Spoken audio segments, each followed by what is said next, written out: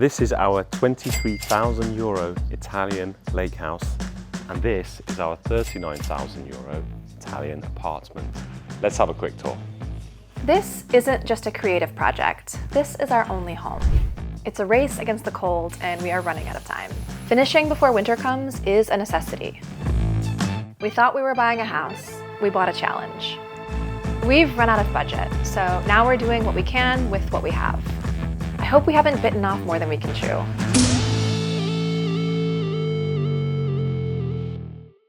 Hi, Kristina here.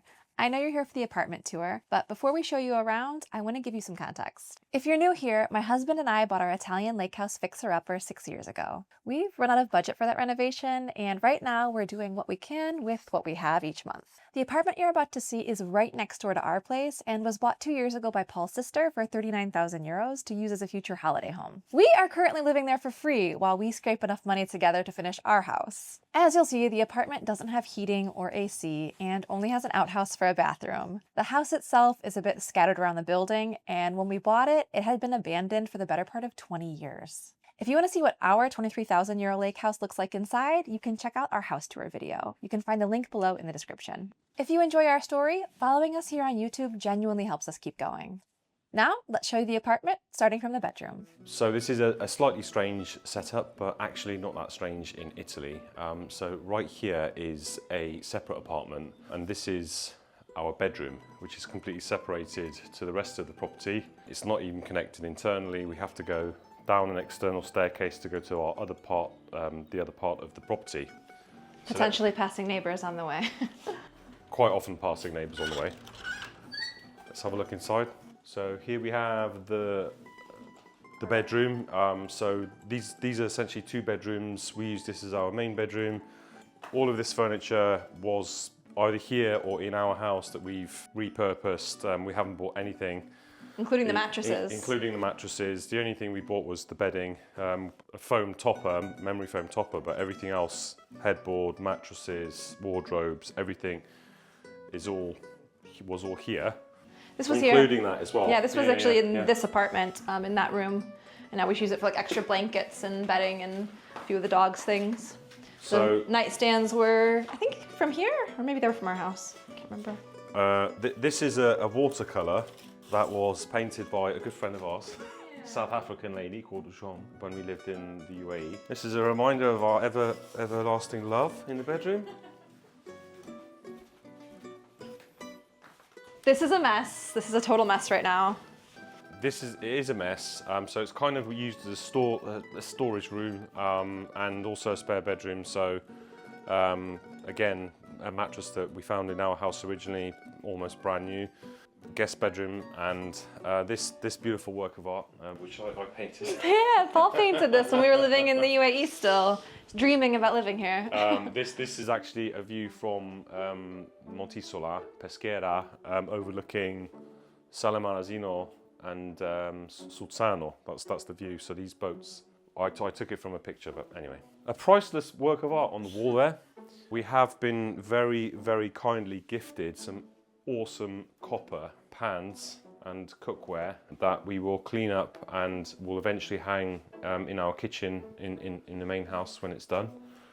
Very excited about that. I've always wanted copper, but could never afford it. So that was an amazing gift. Again, these pans as well. These are actually quite a famous collection of enamelled cooking pots with these Egyptian kind of designs. They were quite famous in the 60s or 70s or something. Yeah, it was in the 60s. Really cool. So we've got some very kind friends that again gifted some of that. Actually, this one, interestingly, this one we found in our house. And then the other bits were gifted. So we need one more colour to complete the collection. I think, which is orange one, I think. There's an orange one. And then we've got the view out into the garden here. The neighbours, again, very strange because we looked down on somebody else's outside space, but it's a beautiful vista. The neighbours have actually done a good job landscaping and terracing this area. So our property, if you poke your head out the window here, is on the left-hand side where that fence is. So that's the separation. But then our garden, we've got another piece of garden at the back where that wooden building is. Behind that is our garden. So it's all just higgledy-piggledy. So we did go to a flea market, quite a famous flea market in Brescia. Very, very well known and renowned. And Kristina spotted this beautiful light fitting, which we'll put into the house. I think maybe in the lounge downstairs, like basically in front of the fireplace. So that'll be hanging above a couple of well-placed chairs. And there will be a video coming up, a separate video about the flea market and potential other flea markets. Very exciting stuff that you could potentially find in these flea markets. And it was a bargain. I think, how much did we pay? 40? 40. 40? Was it 40? 40, yeah. We negotiated. I think he wanted 64 originally, but he took 40. And on the topic of the same flea market, Kristina spotted this very cool vase, a fish head vase, or a fish vase. Yeah, very cool. So this rose came from the garden in front of our house that some previous generations planted a very long time ago, and they're still going.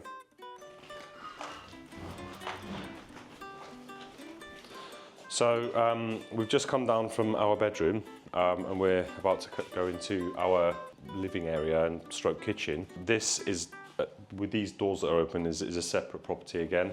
So essentially there are three properties here. They all cross paths and have shared communal spaces. Some new neighbours bought this property, so that's their kind of living area, kitchen, and that's their bedroom. And then they have a separate storage area there, so they're kind of, walking, we have to walk from our bedroom outside past one neighbour and then past another set of neighbours just to go into our kitchen. And these neighbours have to walk out of their bedroom through a external communal space into their kitchen area. It's bizarre. We call this the cave for obvious reasons. It's very dark. So we are now in the living space. You can see there are problems. Basically, this hall needs to be renovated. Plaster will be removed and redone. We tried to just paint the wall where the plaster had come off, but as we've learned, it won't stick. So this used to be all white. We repainted it last year, and then now it's all come away again. So yeah, I think until it's replastered, it's just gonna have to look like this. But it does actually provide quite a bit of a quirky effect, because that projector is our TV. So this essentially becomes this whole wall becomes like a cinema, and all of this crumbling plaster kind of makes everything you look kind of weathered and aged. Whatever program you're watching, almost like it's intentional. So we're kind of getting used to it, but you still want to paint it. These things we've found either in this apartment or these came from our house. We've got some of our own stuff on the walls, like this painting here, for example, is a copy of a very famous Bulgarian. Years ago, as soon as I laid my eyes on it, I fell in love with the painting, and I just had to buy it. So that came to the UAE with us, and now it's here, obviously. Yeah, so this is just our living area. Obviously, it's kind of temporary. This log burner will go in our house eventually, in the kitchen underneath the pizza oven. So this has a little hot plate, basically, which will be perfect for some vin brûlé or tea if you're that way inclined. But I'll be using it for vin brûlé, mulled wine. I don't go anywhere without my cigar humidor. I haven't smoked for a while, but yeah, that's my humidor and record player that we bought for Kristina's old records. all of this crockery and glassware was either here or in our house, or it's been donated by neighbours. We actually didn't have any wine glasses, so one of our immediate neighbours, an absolute legend, Stefano, he looked in horror when we were drinking wine out of tumblers like this. He said that just won't do. So he immediately turned up with 2 boxes of these very nice Franciacorta wine glasses and said, drink wine out of that. He might be horrified that I'm drinking wine out of a beer glass at the moment, but anyway, it's kind of like a wine glass. Kristina's records. I quite like this area actually, this original fireplace. All of these candelabras were found here. The horns I bought when we were on a trip to Georgia. You know, I found these in another flea market in Tbilisi, and I did drink wine out of them. I don't drink wine out of them anymore. I think Stefano would be also horrified to see me do that, but yeah. This is like medieval in style. I quite like it. Might replicate some of this in our house. This came with the house.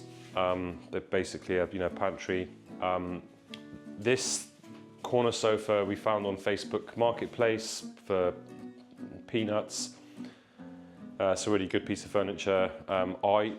If you can believe it, I fit all of this split into pieces in the Panda, in and on top of the Panda. There's a video somewhere.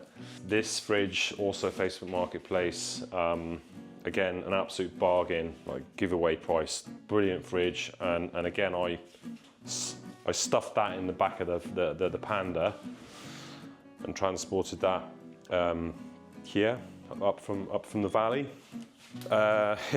Here I've constructed a little galley kitchen out of old particle board office furniture, which I pulled out of the dump, the tip, and chopped it up, and have created a temporary little kitchen area because there was nothing here before. We had no surfaces. So we've got really fancy gear like this beautiful DeLonghi espresso machine on top of literal stuff I've pulled from the dump that we're using as our kitchen, but it serves a purpose for now. There is gas in the property, but we decided not to reactivate it because it is very old. It's those kind of brass pipes. We're just a bit nervous that it maybe wouldn't be safe, so instead, is it copper? So instead we just got a little 2-burner induction stove top from the supermarket, and that's what we've been using to cook, which has been fine. But yeah, no oven. Washing machine, another Facebook Marketplace find. I think we got this for €100 delivered. As you can see, it's like kind of starting to rust, but it's a great machine though. It's an 8 kilo machine, and it's great. It's brilliant. Paul actually, because when we moved in, there wasn't a hookup for this. We did have the tap for the kitchen sink, and he figured out how to split the water supply so that we have a water supply going into the washing machine and a water supply coming to the sink. Which, it's only cold water, but it works. Yeah, so then now we move to the outside space. So here on that side is the neighbour's property. From here to the shed area is the neighbour's property, but then after the shed, and including the shed, is our garden. So it's a real interesting bit of a mess, quite frankly. But if you look at the building in this direction, our apartment is there, downstairs living area. The neighbour's downstairs living area is there. Our bedrooms are separately, not connected internally, above the neighbour's living area, and then that area above our living area is another separate apartment, which is a first floor completely separated apartment that belongs to the elderly couple Emilio and Vincenza, who are the original occupants of this place, and whose family used to live in this entire building. That's why it's been split in such a strange way, because the family, originally I think he was here, Emilio, and then his two brothers owned the other two portions. They passed away, and then they were inherited. These properties were inherited by cousins and nephews and nieces, and eventually they moved away and wanted to get rid of them. So that's why it's been split up like this. But our property also is this ground floor and first floor building here. Currently it's not connected internally with the other part. So we're just using this at the moment for storage. This is literally just storage we brought over from the UAE, which we just haven't had time to unpack, and we've got nowhere to put the stuff anyway. Yeah, it's just storage, and the tumble dryer is here. Eventually the plan is to connect that upstairs with this area, and then create an internal space to a doorway. It will be very small, but it will connect this with that internal space. Eventually the bathroom as well. So the bathroom is an outhouse. So, you know, if we're in our bedroom, we have to go outside the bedroom, down an external staircase, past one neighbour, past the second neighbour, into our living area, and then outside again, past neighbours again who can all see us, and into the bathroom,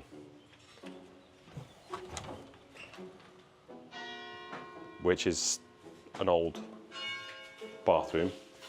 But eventually this bathroom will be connected internally with the storeroom that I just showed you and the living area. So the plan is to knock through all of these walls and have everything internally connected, so you're not walking outside between a bedroom and a bathroom. And the plan is actually eventually to completely separate the upstairs bedrooms, and they will become a completely separate, they call it a monolocale, studio apartment with its own separate entrance. And then this other, these other build rooms will become maybe a 2-bedroom apartment. So that's the plan. Yeah, so this is all original. It was here when we moved. This thing here is very interesting because it can be plugged in to the mains to heat the water for the shower, but you can also heat it with wood. So it's a wood-fired boiler, and for a long time I was chopping wood and heating the water with wood. But one of the neighbours complained because of the smoke, and we ended up just using the electricity. But yeah, these are incredible pieces of kit. You can still buy them. I would love to just continue heating it with wood, but because there are so many other properties in the vicinity, it's not really very reasonable to fill the place with smoke every day to heat the water. So upstairs is up these external stairs is the upstairs of that storeroom. So here is just literally another storeroom. This is another storage room.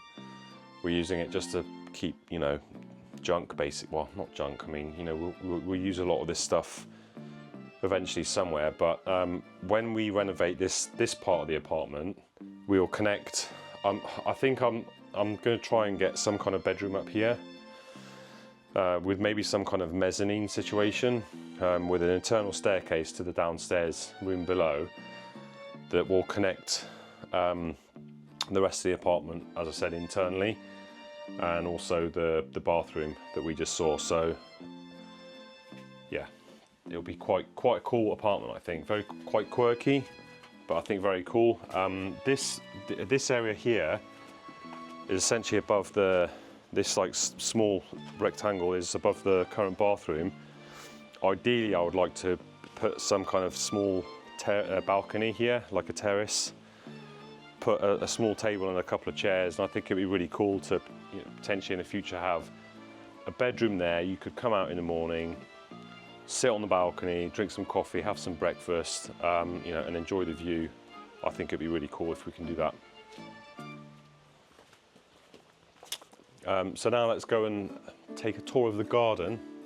But to get to the garden again, you have to exit through this gate. We're going to paint all this.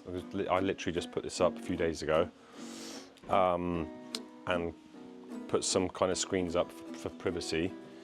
But yeah, to get to our garden, you have to now step onto the neighbour's property, but we have access over it, so it's a shared access. There's the legend I was telling you about, Stefano. He's always playing music, drinking some good wine.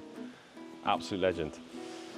So here now starts the end of the neighbour's property, the outside space, and the start of my sister's property.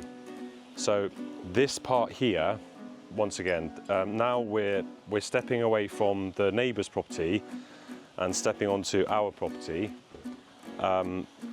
This area, although it belongs to us, the neighbours have got access over it. So now we're stepping onto our property, my sister's property, which is there's no shared access here. This is completely private. Like, that's private, that belongs to the neighbour, this belongs to us. This was all a complete mess originally. I literally spent probably a year and a half clearing all this up. Last year I had a mixture of loads of different vegetables here, but this year I'm just going to plant beans, runner beans, that will climb and essentially create like a green wall. So a bit of more privacy and edible. So a runner bean, climbing bean, edible green screen that's going to provide some privacy along here. Now we are in my sister's property proper, no shared access or anything. This is a stunning place just to sit and look at the view. I'm very proud of this arch. My first stone arch that I built. Looks like it's been here for a long time already, but I built it last year. This slab of all of this stone I found here on the premises, or one of the local builders was just dumping it. So I said I'll have it, and I built this arch. I also used some of the stone to build a small wall there for the patio. I used some more stone to demarcate a border here, because last year I grew tomatoes along here, and they were the envy of the village, but people just couldn't believe how incredible the tomatoes were, and couldn't understand how it's possible to grow such incredible tomatoes, because they can't grow tomatoes as good as I grew them last year. So I am planning to grow tomatoes here again in this row. This patio I built, again with donated materials. These slabs were just given to me by another neighbour who didn't want them. This is Indian sandstone. Ciao me. In this corner, this is where the pizza oven is placed. So it will be pizza season pretty soon, and I'll be chopping, or I'll be using the wood that I chopped last year right there, and that will be going in to the pizza oven for the pizza. This railing, another neighbour asked me to help him move it because he was going to throw it in the dump, and I said, well, I'll take it, because I'm going to put it along that wall there, just for a bit of extra security for the dogs mainly. I'm going to use that neighbour who's in the garden right there, Umberto. He's got a soldering machine, which he said he'll come over and do the necessary soldering work when I'm ready. So again, you know, all of this stuff is just either donated, given away, people are throwing stuff away, and then if I need a hand with something, the neighbours are here to give me a hand, and you know, we help them. And that's the beautiful thing about this village. this slab of green marble. So this is basically my pizza preparation table. And this green slab of marble is the same stuff that you see if you've ever watched the world leaders speak in the United Nations, and they're stood at this lectern. Behind them is a wall of green marble, and it's exactly the same stone as this. And this literally I found in the property. It was just discarded. So now it's my pizza table. Just in front of us here is an archetti. This will become the next project after the house is renovated. It's a beautiful, original, mahogany archetti piece of history. The Archetti family have been making boats by hand on Monte Solar for, I don't know, many generations. I don't know how long, decades, maybe hundreds of years even. But yeah, I found this on sale for 1,200 euros, which is an absolute bargain, because restored, these will go for 8 grand. So once the house is ready and finished, this is my next project.